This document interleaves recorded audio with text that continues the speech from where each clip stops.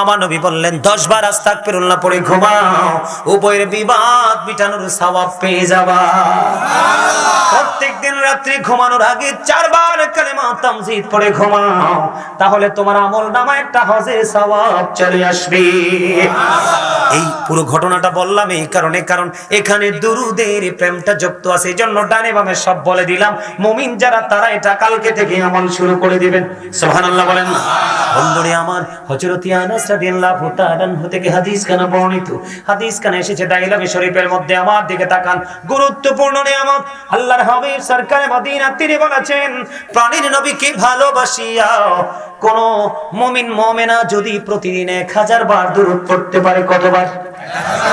কোন মুমিন যদি প্রতিদিন নবীকে ভালোবাসিয়া 1000 বার যদি দুরূদ পড়তে পারে রে, সে জান্নাত না দেখা পর্যন্ত মরণ হবে না।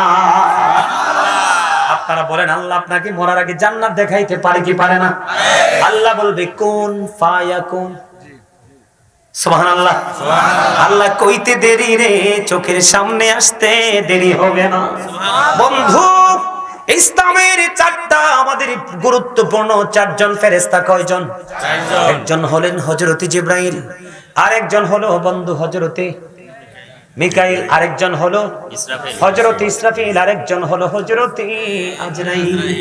3 জনের সাথে দেখা হবে কিনা জানি না বন্ধু, তবে আজরাইলের সাথে জীবনে একবার হলেও দেখা করতে হবে। আমি যে দরুদ পড়েছি, তোমরা দরুদ পড়নি, অনেকেই দুঃখ লেগেছে।